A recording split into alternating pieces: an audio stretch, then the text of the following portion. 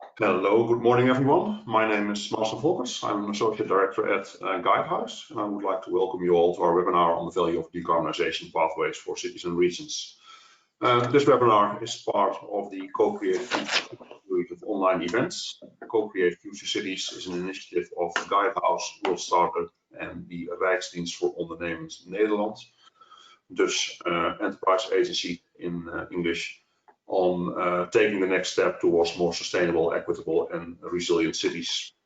In this webinar, we'll discuss challenges and merits of developing local decarbonization pathways for cities and regions from the perspective of different stakeholders. Before we get started, a couple of practical points. This webinar will be recorded. The recording link will be shared with you afterwards. And questions can be asked through the questions panel at the bottom right of your screen, I think, for most people, and we'll answer that in the Q&A session after the initial presentations from our panelists. So with those practicalities out of the way, let me introduce our panelists to you. We will start with our first speaker, Richard Bates. Richard is a director in Guidehouse Energy, Sustainability and Infrastructure Practice, where he focuses, amongst other things, on the role of sustainable gases in our future energy system. And Richard will speak to you about the need for more local decarbonization pathways. Then next we'll have a presentation from Helen Boyle, who recently joined KLand as a Helen, you are, if I'm not mistaken, regional development manager now. And Helen worked before for Electricity Northwest, and she will be talking about the collaboration between KLand and Electricity Northwest on a local decarbonization pathway that was developed for the Greater Manchester area. And then finally, we have Wouter van Bolhuis from the municipality of Groningen, who's a program manager energy there, and we'll talk about Groningen, how Groningen tackles decarbonization through a neighborhood-based approach. After these three initial presentations, we'll have ample time for Q&A, so do post your questions in the question box. And, looking forward to interesting presentations and a good discussion afterwards. With that, having said that, I'll hand it over to Richard now, who's our first speaker. Richard. Hi, good morning everybody. Thank you, Marcel, for that introduction. So my name is Richard Bass, I'm Director of Guidehouse, based in London, as Marcel has described. And I'm going to talk to you this morning about the need for regional decarbonisation pathways. But before I get into the regional piece, I'm going to talk a little bit about our national study that we did for Energy Networks Association here in the UK. So Marcel, if you could move to the next slide, please. So the Energy Networks Association, just to describe who they are, they're essentially the representative organisation for the electricity and gas networks across transmission and distribution. And so I worked with Marcel and a number of other colleagues for Energy Networks Association to look at a decarbonisation pathway for the gas industry to basically assist the UK move to a net zero emission energy system by 2050, which is now our legislative target here in the UK. But to undertake that work, we looked at a couple of scenarios. First, we looked at an electrified scenario, essentially utilising electricity for most of the demand sectors that we looked at, so buildings, both space heating and water heating primarily, industry across all the facets of industrial production within the UK, transport from vehicles, small vehicle, passenger vehicles through to heavy freight, and then power generation in all its various forms. And in the electrified scenario, essentially, we minimise the use of gas essentially to only those scenarios where essentially a molecule was required as pretty much for an industrial process rather than an electron. So you can think of industrial processes where a methane molecule is required in terms of the actual process itself. So we looked at that scenario. We then looked at what we've described as a balance scenario, which then used electrification together with renewable gas, both hydrogen and biomethane in combination with other factors, to consider an alternative pathway, and we compared the costs and various other aspects of these two pathways against each other. And the demand sectors I've already described, but on supply, we looked at opportunities for nuclear, to provide base load, increasing reliance on renewables, primarily solar and wind, together with biomass power, gas-fired generation, and potential for electricity interconnections as well. And that biomass power in particular, we combined with carbon capture and storage for a degree of negative emissions. And the study looked at Great Britain, so excluded Northern Ireland, but included England, Wales, and Scotland. So that's the basis for our national pathway. So, Marcel, if you move to the next slide. So we use that combination in the balanced pathway of the renewable gases, the significant electrification of demand across all the sectors that we looked at, significant reliance on energy efficiency. So as Marcel had also spoken to me about, what you don't use, you don't need to decarbonise. So in a way, it's part of that is a degree of low-hanging fruit in terms of how you could help the system decarbonise at relatively low cost. And then the use of carbon capture and storage, primarily for hard to abate process emissions, or actually to create some negative emissions, because blue hydrogen, so hydrogen where you produce that from reforming of natural gas, you can't capture all of the carbon in that blue hydrogen production process, so you need some negative emissions to offset that as well. So you get this mix of solutions, lots of levers that can get pulled. We modelled this across a whole system perspective, so it's quite a complicated modelling process. We looked at how much of the various low carbon gases together with electricity, and then you get into other more complex decarbonised fuels, such as aviation fuels, for example, also come into the mix. So quite a complicated modelling process. So we apply that looking at the whole of the Great Britain, so looking nationally. So Marcel, if you could move to the next slide for me. So with that combination of different energy sources, whether that's renewable power, nuclear, particularly in regard to hydrogen and biomethane, the availability of carbon capture and storage, these all vary across the geography that we were looking at. And particularly, you start to look at the pathway for hydrogen, which is by far the most complex. It was clear that actually starting the rollout of hydrogen really hinged on starting at the large industrial hubs that the UK has. So Aberdeen, which is where most of our North Sea oil and gas comes in, at St Fergus, but not far from Aberdeen. Grangemouth, which is where there's a large refinery and petrochemical facilities. And then you come down, further down the east coast, you've got Teesside, Humber, and then East London. And as we move around, you've got Southampton, which is a big Exxon Fawley refinery, South Wales, which is a very large industrial hub, particular focus on steel production.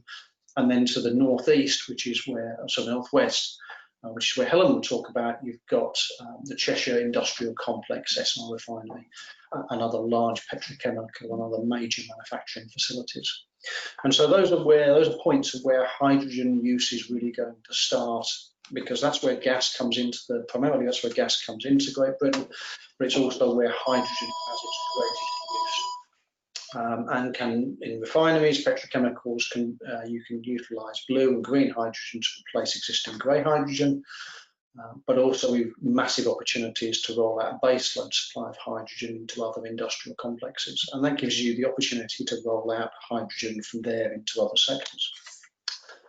So what does that really mean in practice for regional pathways? Why are we talking about regional pathways? Because that in and of itself says that actually there is no homogeneous solution, even for Great Britain. The solutions will look different on a regional basis, because the timings of when that hydrogen rolls out within the clusters will likely be different. We've got significant opportunities to develop biomethane as well within the UK, particularly within the southwest of the country, so not far from Bristol and that South Wales industrial corridor, for example.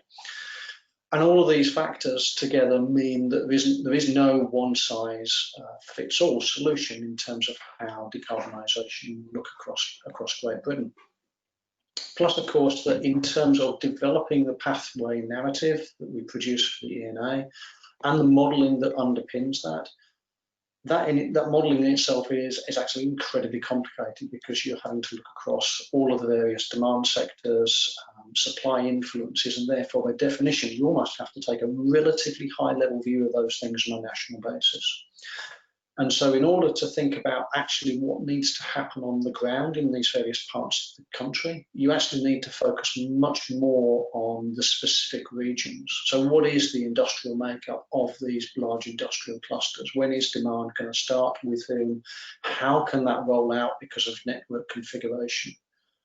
What is the makeup of housing stock within the region, and what does that impact in terms of the low carbon heating solutions that would actually get applied in this region? So all these factors mean that actually, in terms of when you start to think about what needs to happen on the ground, what actions you need to take, Marcel, can you move to the next slide, please?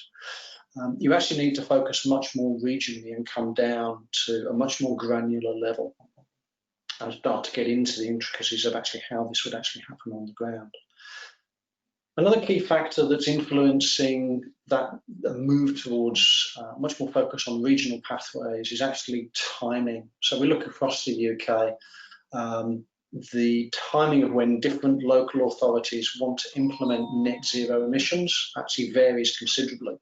So if we think about the UK nationally has a target of 2050 to get to a net zero energy system. The individual cities and regional authorities actually have much earlier timelines, varying from Nottingham at 2028 through to Manchester, which Helen will talk about in a minute, at 2038, London at 2040, and Aberdeen at 2045.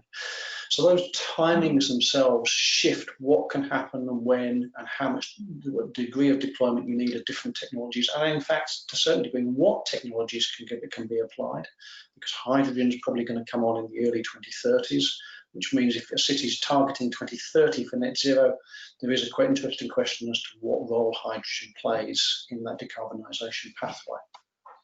And so that all drives towards actually more focus on regionally orientated solutions.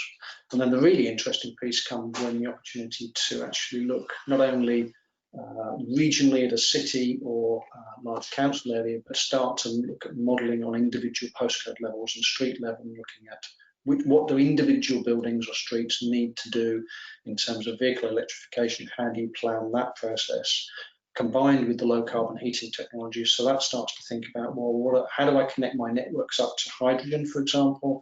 What are the constraints on the electricity system that mean that large electrification of heating in this region is actually going to be constrained through a network issue, rather than necessarily a technology that can be applied to individual housing. So as you get down, you move again through national, regional, and then down almost to street level in terms of planning. So that's the driver for why regional pathways, we believe, are important, and we've been involved in a significant one in Greater Manchester. And I'll let Helen Boyle of Cadent describe a little bit about the work that was conducted there and some of the key takeaways from that regional pathway analysis. Helen, over to you. Thank you much.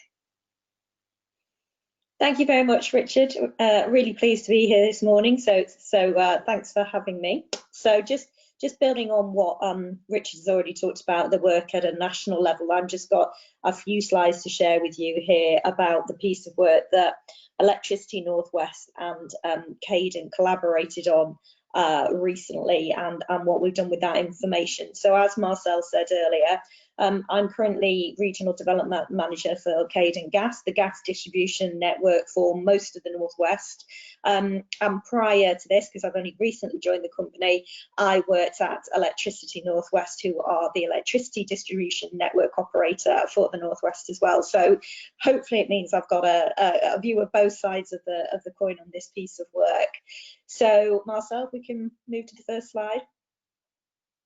So this piece of work came about because Greater Manchester, as Richard alluded to already, a couple of years ago set itself the ambition of being carbon neutral by 2038, which is 12 years ahead of the UK's legally binding target of 2050. So Greater Manchester is made up of 10 local authority areas who are come together under the Greater Manchester Combined Authority, and then there's a mayor under guise of Andy Burnham. So this target was set a couple of years ago, and as the infrastructure suppliers to Greater Manchester, they asked us to come up with a possible pathway to reach carbon neutrality by 2038. So what we did is we asked Guidehouse to take the work that they did at a national level, which Richard's just run through, apply the balance scenario, which at the time was costed on a UK level as being, I think, £13 billion a year cheaper to implement for consumers than the electrified scenario. And we asked them to apply a lens of that balance scenario for Greater Manchester. So essentially what we said is, take it as read that we reach carbon neutral by 2038, and then work back from that date, and then also lay out the steps that Greater Manchester as a combined authority with all the different kind of proponent parts, whether that's a local authority, whether you're a business, domestic customer, whoever, what are the things that we have to do to get to reach carbon neutrality by 2038, and what are the energy vectors and how that will change and evolve over time. So it's not a forecast, it's a pathway, and it's a very challenging pathway. Even 2050 is challenging, so 2038 is significant for the amount of people that we're talking about in Greater Manchester. There are caveats in this, so given the role of hydrogen in the balance scenario and where we are on a policy position in the UK, it's not guaranteed. Although it seems reasonably unlikely that we're going to fully decarbonise, particularly the area of heat, without a role for hydrogen in all of that. So there are assumptions in this work that hydrogen, and in particular the HyNet project that's situated in the Liverpool city region in close proximity to Greater Manchester, gets the go ahead. So if we just move on, Marcel. I've just got a couple of slides here to basically run through to give you a feel for really what the work resulted in, and then I'll talk about how we've used it from there. So what it's shown is a significant drop in demand for Greater Manchester between 2018 and 2038, driven predominantly by the decarbonisation of the transport sector. So as vehicles move away from being petrol and diesel ones to being electric ones. And what this work has shown us is that by 2038, if you want to reach carbon neutrality by that date, in Greater Manchester, 96% of the cars on the road will need to be electric for that date to be hit. So the knock-on impact of that is thinking about, well, how do you make that happen? Because that doesn't necessarily happen overnight. So we split it we've looked at the different sectors of buildings, transport and industry, and also kind of electricity other, which is everything that you plug into a socket to get, and also the evolution of supply of the energy vectors over that time scale. And what you can see in the background there is oil, the significant sort of part that oil plays at the minute, how that drops off, how electricity builds, and the demand for electricity will build and get greener over time as the national grid starts to carries on decarbonising. But the important quandary for Greater Manchester is by 2050 the national grid won't fully have decarbonised. And then you can see from the mid 2020s the role of hydrogen starts to come on board, initially for industry, decarbonising industry and those higher heat industrial processes, and then being used in decarbonisation of heating in homes and buildings. And then crucially, what this work has done, which I don't think has happened before, is actually provided actions on a pathway. So instead of this is what could happen, this is what could happen, and these are the things that you need to do to actually get there. And there are 62 of those. So what you've got here is it's kind of initial, these are the priority 7, if you like, in the first 5 years. And it gives us a pathway that is chunked into 5-year periods between now and 2038. Marcel, if you want to move on. So looking at that overview of what the work has shown us around building, transport, industry and electricity is, What you can see in buildings is where we are at the minute and the enormous role that natural gas plays in the space heating side of things and for water as well, and where that needs to move to, or potentially will move to, by 2038. So what we expect here, and this is important to say at this point as well, that this is a bottom-up approach. So much like Richard said earlier, taking that UK level work and then the deeper dive at a regional level, looking at the EPC ratings of all the buildings in Greater Manchester at the minute, where they are now, and assuming a 2-level increase in those EPC ratings due to investments in energy efficiency and insulation of those buildings. That information then drives a potential technology solution for your heating problem when it comes to buildings. And that's why you then end up with this mix of hydrogen and electricity. So there's the assumption that most new buildings, and Manchester itself is a massive economy that we don't perceive slowing down anytime soon, and population growing. So new buildings will predominantly be electric, but 80% of the buildings that will be here in 50 years time are already there. So actually the big problem is retrofit, and that's really where the role for hydrogen is coming in there. Transport is the story that I talked about earlier. So everything moving away from petrol and diesel and becoming more passenger vehicles, becoming electric. But there is a role for hydrogen in the bigger vehicles and the HGVs. And this is particularly relevant as Greater Manchester is looking to implement a clean air zone as well. So this is maybe a driver for that. And industry, you can see as well, predominantly lighter industrial processes, which Greater Manchester has quite a lot of, electrifying, and then the role for hydrogen and biomass and bio-LPG in those processes that need a flame, essentially. And even on the right-hand side, you can see demand for electricity dropping by 1 terawatt-hour a year between 2018 and 2038. And even that doesn't seem like a significant amount, but when you take into the account continued economic growth and population growth, this is actually still quite significant, and it's driven predominantly by continued investment and energy efficiency of white goods in people's homes, but also by work that the electricity network continues to do to make that network as efficient as possible with projects like Smart Street, which optimizes the voltage on the network as well. So there's work happening there. So if we want to move on, Marcel.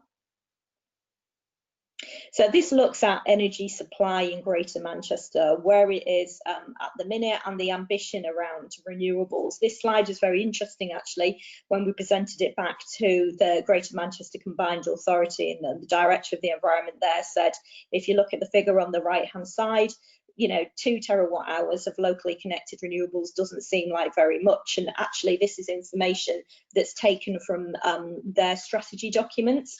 So this was kind of their ambition on the whole replayed back to them. And what we said was, yes, we would agree, actually, that there is this significant increase in focus needed to grow the amount of locally connected renewables. And the reason for that is the bar there in the middle on the left-hand side under electricity, because by 2038, Greater Manchester, if it carries on as it is predicted to need almost 17 terawatt hours of electricity still to be imported by the national grid, because of the kind of what it's predicting in terms of its amount of renewables in 2038.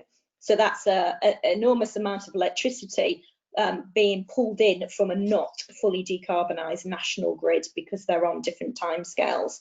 So the main way of offsetting that is well, energy efficiency, so you're not using the electricity in the first place, but then also offsetting that by locally connected renewables. So the more that you can increase your ambition around that area, the less you'll need to import from the national grid. And then obviously over the left-hand side, what you can see is the amount of hydrogen that's required, and the split between blue and green hydrogen that we believe is possible by that date, and the hydrogen coming from the HyNet project in the Liverpool city region area, which is only a few miles down the road. So Greater Manchester is really, really well placed to maximise from that project. If we can move on, Marcel. So this all culminates in these 62 actions, and I appreciate that you can't see the detail there, but this slide was just to illustrate what it shows is it's chunked into roughly 5-year periods between now and 2038. Above the grey line of what we've kind of roughly said that the Greater Manchester Combined Authority as the political body in Greater Manchester needs to lead, and everything else below the line are for other sectors of society, including Electricity North West and Cadent as infrastructure providers to lead. So there's a lot more detail that goes with this information. There's a significant 60-odd page report that I would encourage you to have a look at, and more detail around these actions. But I think the important thing to take away from all of this is the information that it's shown us and thrown up, but then the conversations that have had afterwards and where that's led. So we have briefed stakeholders on this work, so Greater Manchester Combined Authority, the various different teams that kind of work on that amongst this. We've also talked to academics and regional business bodies about this work and what it shows us and where we then need to go from here, both from a policy perspective and working together to actually make this stuff happen, because it's going to be a tough ask. But it's interesting, not just for local authorities, because what larger organisations said to us as well is we really want to decarbonise, but we don't know how, and we don't want to end up with spending a load of money on a technology that then is out of date, and basically we've backed the wrong horse and we've ended up with a load of stranded assets. So as infrastructure providers, given who we are, how much money we spend, how we're funded and how we're regulated, is if you can provide us with this information that we trust and believe is objective, then we're more likely to act on it and actually get decarbonisation going. So that's what this work has helped us to do. It's opened the doors to those kinds of conversations that we're now following up and saying, well, it's great to have this pathway and these actions and what it's told us, but if we don't do the things on this pathway, then we're not going to hit 2038.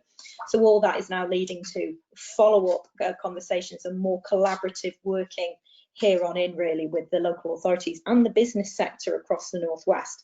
And why it's really key to engage businesses is that they use 2/3 of the electricity demand in Greater Manchester. So if you can get businesses changing their behaviour and decarbonising, you've got an enormous chunk of carbon being made neutral, basically, and helping towards the 2038 ambition. Marcel, I think. That's it for you, Helen? Yeah, that's it for me. Thank you very much. Okay, thank you, Helen, and thank you, Richard. I think both your presentations give us a very good insight on what's going on in the UK in this domain. And then I'd like to hand it over to Wouter van Bolhuis to provide a perspective on decarbonisation of heat in the city of Groningen, in the Netherlands. Wouter. Yeah, thank you, Marcel. Good morning. My name is Wouter van Bolhuis from the city of Groningen. And I will tell you something about energy from another perspective, I think more from a neighborhood approach. I can tell also a lot of other modeling of the whole ambition of the city, because we have also a strong ambition to become CO2 neutral in 2035. But I won't do it. I just focused on the neighborhood approach. Next, please. Because we have a big disadvantage. You see a slide, how do you call? We are, I think, 27 or 26 place in Europe in renewables. We're not that good as Holland. And also, you see in below a newspaper, it says renewable house owners are waiting for the central government to act. Everybody's waiting. We're doing not that much. So as a city of Groningen, more cities in the Netherlands do the same, are acting for a few years. Next, please. And what we did in the last few years, we used a lot of modeling for the specialists between you, the Quintiles model and the energy transition model, the Sequoia model, and also the Greenfish model. And from those three perspectives, we modeled 140 neighborhoods in our city. And you see it on the right side on the map. And basically we say we get rid of natural gas, and what will be the solution? What will be the alternative? It means a lot of heat grids based on industrial heat or low temperature heat, but also high temperature heat. You see it on the red zones. They're all buildings from before 2000, you could say, but not that old. The inner city, it's too complicated to make a heat grid. So in the inner city and also on the outside of the city, you see the green color, and that will mean a hybrid system. And we have to use, I think, in the future, a lot of green gas because a heat grid is too expensive to develop over there. And you see in the blue areas in our city, it means full electric. And it means a lot of industrial areas, but also buildings after 2000, you could say simply. So, and this is the basic, our vision, how to develop our city. Next, please. And that means, I know I'm a civil servant, we write a lot. So we make for every neighborhood, we make a vision, and we make with the inhabitants of the neighborhood, we developed a vision and a plan. And next, please, you see some of them in different neighborhoods. And it's interesting because we think it's not only a technical problem, energy transition, not only a financial problem, but also a social issue, you could say. And that's a strong element in our approach, an integral approach. We have to connect the people, because at the end they have to pay the bill and they have to make the decision. So it's very important in every neighborhood to make a local story about it. So you could say, what's the narrative of the neighborhood? And we have to describe it, and we have to develop it with the neighborhoods and the inhabitants. Next, please. Because, and that's also an issue, if you are talking with people, you see the picture on the right. I think it's quite common, those pictures. People are quite different. They have different interests, they have different preferences, they have different possibilities, and you have to cope with it. Some people are extroverts, some are introverts, etc., etc. So it's in my team of energy specialists, I think half of the people are busy with these elements, these social elements, to deal with people, to organize happenings, etc., etc. Quite important. Next, please. And you see, this is our approach in another way, in a model. We have 4 stages and we use a lot of steps. We begin in first stage to make an analysis of the neighborhood, what's possible, and on a low level, what will it cost? And we develop it. You see it in the 5th column, with a small amount of people who are very interested. And we name it a vision. What will happening in the future? We think it will be heat grids because of these reasons. This will be the way we do it. And those vision, it's quite important at the end. You see it, we let it decide by the city council. Every stage we have made a decision by the city council, because if you don't, people will get back to the first step. And we say, no, we make a first stage. If we all agree, we go to the next stage. And in the next stage, you will make it more complicated. You are making a technique, financing, and you make all those things more work out in detail. We call it a plan. We do the same, and then the third stage, you make an execution plan, and at the end we dig. We do something, but it's very important. We could see that we make those stages, and in every stage connect more people. It's quite an important thing by us. Next, please. Well, I told it. If we make, if we are dealing in a neighborhood, we want to connect people, and you could say, well, it's very important to look what will be the added value. It may be a coupling chance. Sometimes people are want to get rid of cars or want more green in the neighborhood.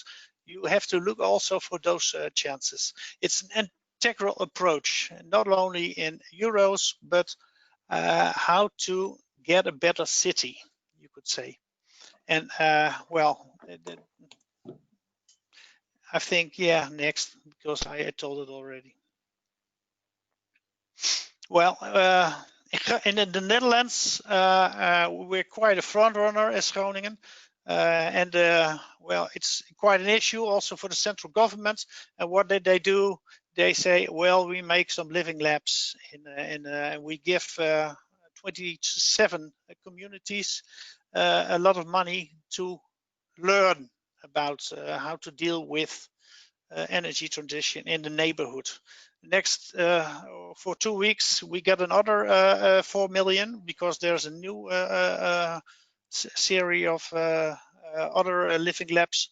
So we're doing quite well, and that is also, we have got some money to deal with. Well, in Paddepoel, for example, I think now is a picture of Paddepoel.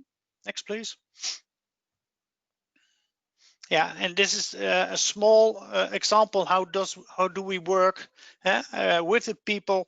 It's an integral approach. So we make a good analysis. Who will live there? What do they earn? What is the how old are those people? For example, in Paddepoel, it's a 1970s, 1960s neighborhood. So when it is built, the people were very young. They get children, they grow up. Children went away, but the people still live there. So people are quite old, you could say, elderly, and this is also well. People sometimes say, well, we need to act because for my grandchildren, I want to leave the world better behind. Or there are also people, I don't have money to invest. Or people say, well, let it go. It should take my time, and it's for the next generation. So you see, in our approach, we want to analyze many factors, and we make a story with arguments that people feel good, that feels good for people. And you see, well, I don't explain it, how our analyze and approach is. Next, please. And this is also nice, a map. You think is one neighborhood. You see here on the map 3 neighborhoods, I think 10, 12,000 buildings. And it's not one approach. You can see it on the map. There's we have to look for different solutions and different projects. And you see different dots because there are newer houses, there are older houses, there are flats, apartments. What's it? Grondgebonden. I don't know the Dutch word, only the Dutch word. Grondgebonden woning. House owners, and for everybody, we're looking for a different solution, and also in different timing. You see a red line. This is it is dig now, heat grids for the big buildings, because the business case will let us deal with big buildings, and that will be industrial heat we take there. But for the rest of the buildings, we have to make different solutions and different timings. And you see it's for just a part of the city, and a huge project to deal with. Next, please.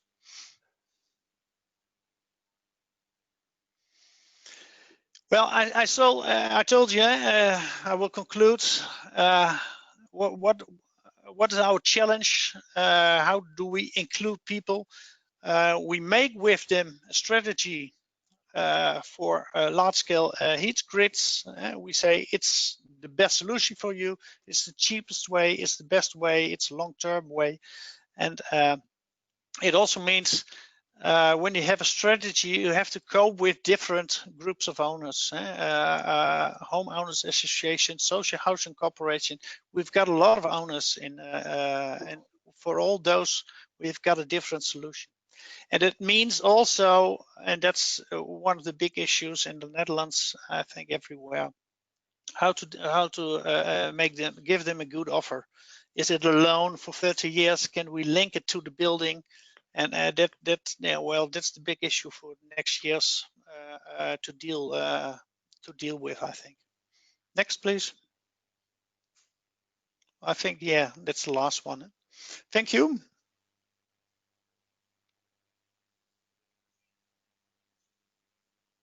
I don't hear you, Marcel. Hear me because I put myself on mute. That should be solved now. So thank you, Wouter. That concludes our initial set of presentations. So let's now open it up for Q&A and look at some questions that have come in. The first question I'd like to start with kind of links to the stories, I think, from all of our panelists. We've seen that initial national pathway modeling has led to a need for regional and more local pathways. The question is, and I think, Richard, you already hinted at this a little bit, is does that now provide sufficient detail for local authorities to kind of jump into action? Or is there more needed? And if so, what would that type of modeling look like? Yeah, it's a good question, Marcel, and you're right, sort of hinted at that earlier. So we started with our national pathway. Helen's then very articulately described how that's translated into action required on the ground within the Greater Manchester region and for each of the 10 boroughs. And that action list gives the Greater Manchester Combined Authority, together with the relevant councils for those boroughs, to start planning and thinking about implementation. But I think the really interesting question, I mean, Wouter picked up on it very strongly within his presentation as well, is that in order for decarbonisation to work, you really have got to strongly engage with the communities and individuals that are going to be impacted by this, because it's going to be a big change, and in some instances it's going to be expensive. And so actually taking through how this becomes affordable is really important. And really to engage on that individual level, you need to be able to look at what are the solutions going to be required on almost a street-by-street basis. And Wouter put up a really good map showing a part of Groningen with different streets because of different building configurations, because of the layout of the various networks that are in place there. Different solutions are applied. And you don't get that insight unless you drive the modelling down to that level of detail. And then when you can engage with the property owners or property renters and say, this is what we're going to propose for not only your area, but actually your street and your building, and therefore you, then that becomes a much more powerful conversation. And so, you know, my response to that would be the greater level of detail we can go on this really facilitates that stakeholder engagement, which will be key to actually ultimately achieving net zero. But Helen, you may have some other thoughts being on the ground in Greater Manchester as well. No, I completely echo what you said and Wouter before in terms of having more information and more granularity, the better. I think the work that we did together with Guidehouse has facilitated the conversation and given and provided a direction of travel. It's not the answer because there are still many outstanding questions in the UK and for Greater Manchester, and any local authority that sets itself an accelerated timescale for decarbonisation, which from a national legislation and even regulation perspective, they haven't got their heads around yet. So we're in this kind of strange situation where you've got, in a way, decarbonisation ambitions being driven and being pushed at a local and regional level, not at a UK level. So if it really, the national policy framework has to catch up with those regional ambitions, but it doesn't solve the thorny issue really that's around heat and the cost of that, and personal customer choice at the end of the day. So if a customer elects a heat pump, that's for whatever reason they've decided, they've done their research or whatever it is, or somebody happens to have had a conversation with them and they like the sound of it, that's the problem. It's really, there are so many variables when it comes down to that engagement with the end customer, which is where, and around the biggest issue, which is the decarbonisation of heat, which at the moment, as we stand at the moment, is the most uncertain area, I think, for the UK. Yeah, and there's a delicate balance to strike there, right, between infrastructure costs, customer choice, and speed of execution also. So I think, Walter, the map that you showed with all the different building types and different preferred options there is very compelling.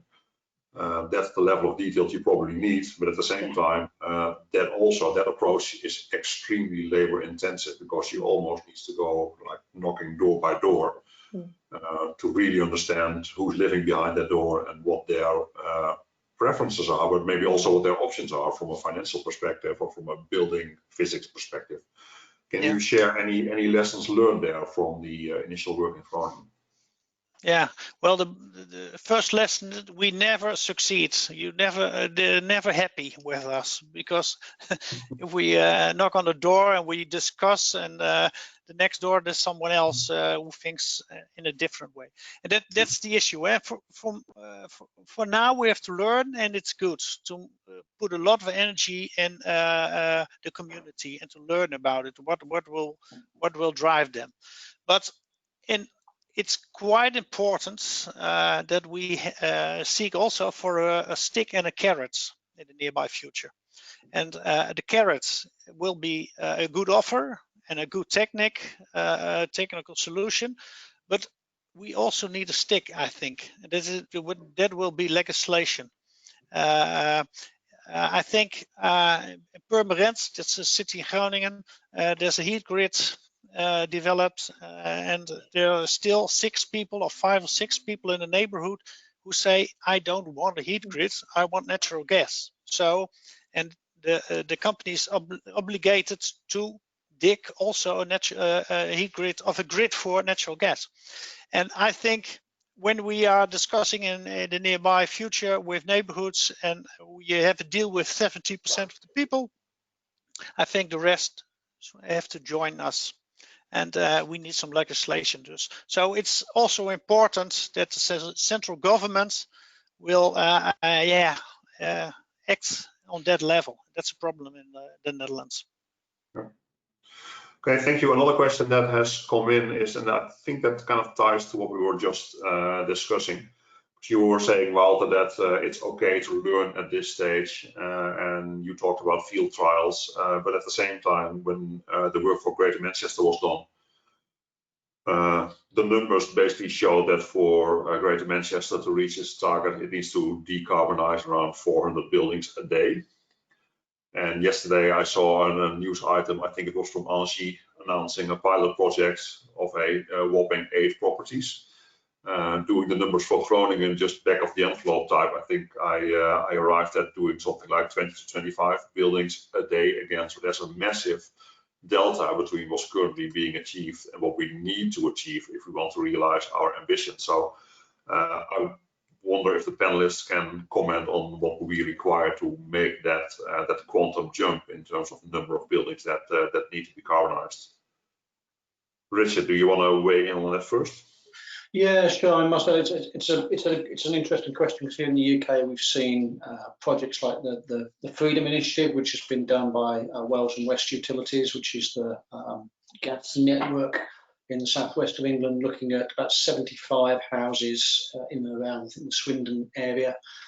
And they picked different properties, applied different low carbon heat technologies to them, and learned an enormous amount from that work. But it was still only relatively small scale, and it was lots of disparate properties dotted around the region in order to test the applicability of individual technology. But what we really need to do now is to move that on and to do some wide-scale low carbon heat technology deployment. So not tens of houses, but hundreds, if not thousands of houses.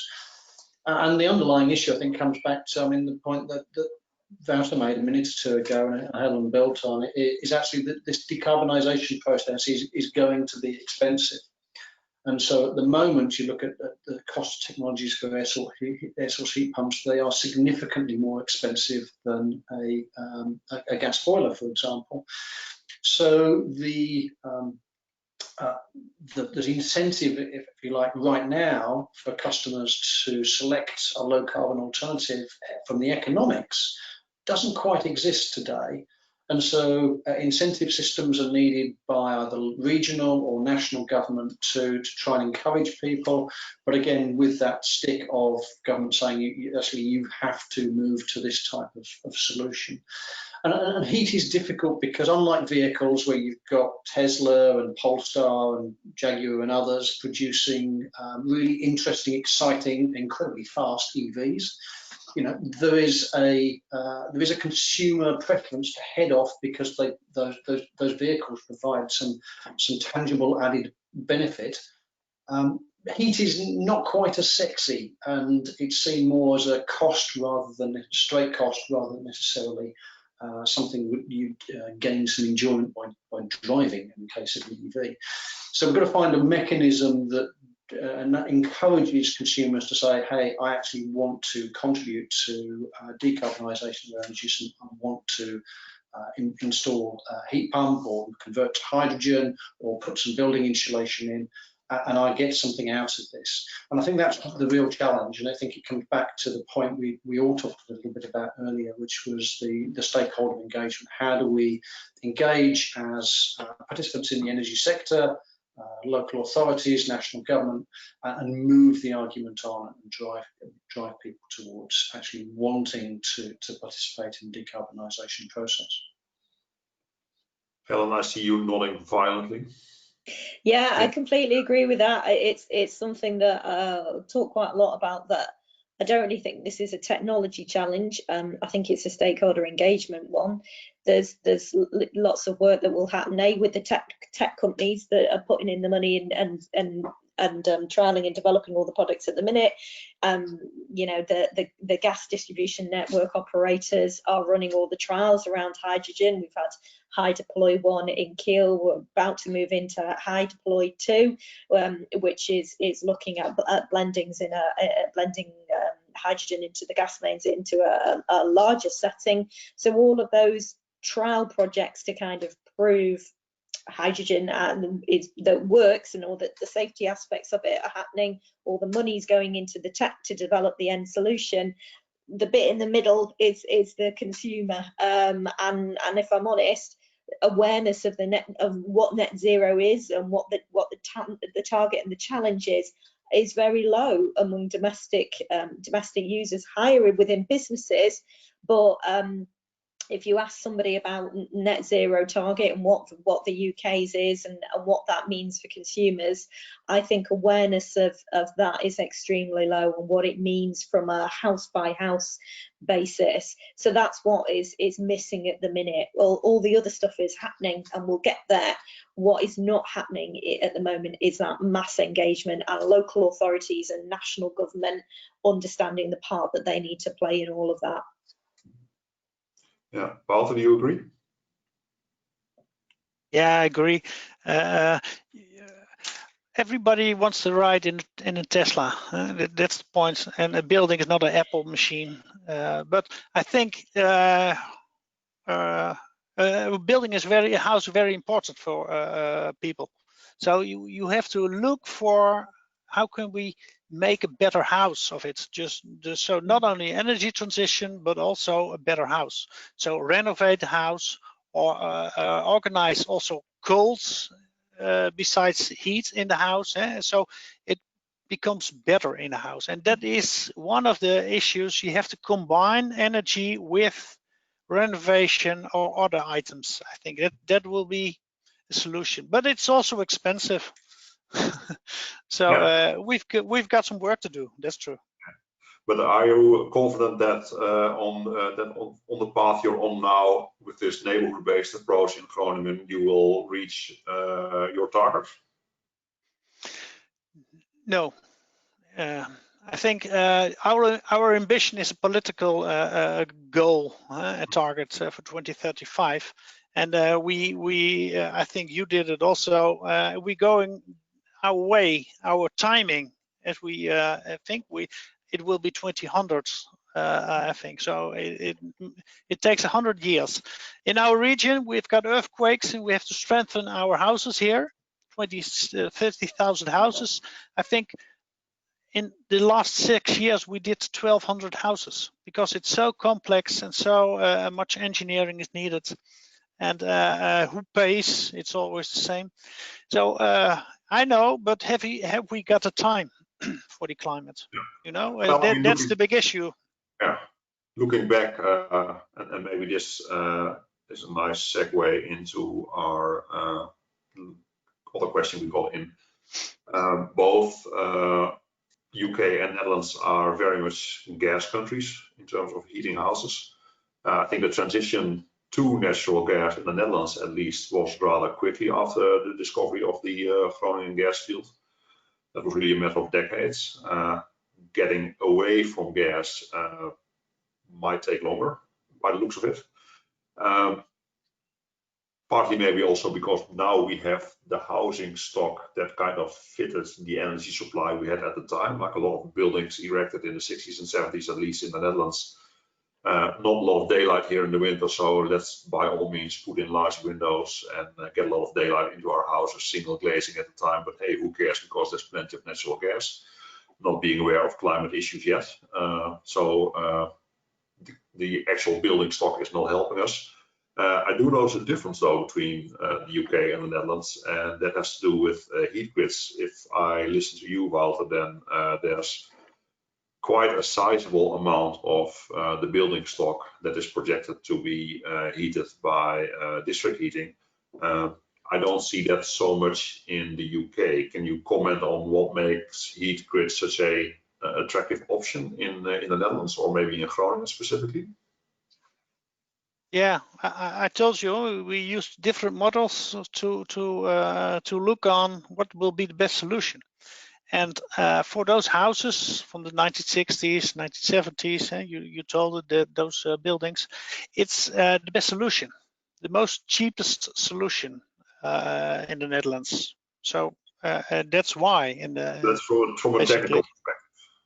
Yeah, from technical perspective, and yeah, that's the main thing. Okay. Anything from Richard, Helen, you want to weigh in on there? Helen, do you want to go first on this one? No, you go first, Richard. Okay. Yeah, so from my perspective, I think the heat networks have, potentially a strong role to play. In the decarbonisation of our energy system. The issue is actually how they get deployed in the UK. There's a bit of a saying that an Englishman's home is his castle, and therefore the imposition of a centralised heat grid by a local council, which have typically been sort of, I wouldn't say passive is the wrong word, but certainly not interventionist instead of individual homes, is potentially a little bit of a challenge in the UK from a cultural perspective. Plus, historically, a bit like the Netherlands, I suppose, that we've used an awful lot of natural gas, and that was rolled out again off the back of the North Sea discoveries, and that's widely used within homes across the UK. Which gives every resident essentially control over their own heating systems. All their equipment is within their own house, and so unless you're looking at specific developments where you can plan the integration of the heat network, it's challenging, because typically a lot of our houses are very congested. We're quite a small island, and quite congested in terms of housing stock. So actually putting heat networks into large parts, particularly of urban environments, actually is quite challenging unless you're starting with a brand new development where you have the opportunity to plan that from the ground up. Yeah, I was just going to chip in and talk really about the cultural point, which I think Richard's already covered, and the work that we did for Greater Manchester, I think, had the role for heat networks predominantly being in new buildings for that, partly that reason. I do think it's a cultural thing over here, really, which has been touched on, so I'd agree with that. Okay, thank you all. I think this will be a good time to close. We're 1 minute ahead of schedule. So thank you, panelists, Wouter van Bolhuis, Richard Bes, and Helen Boy for contributing.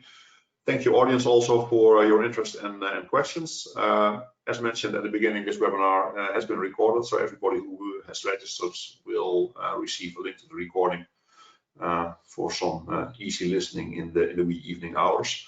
Thank you all, and hope to see you in the next webinar in this series. Bye. Thank you. Bye-bye. Thanks, bye.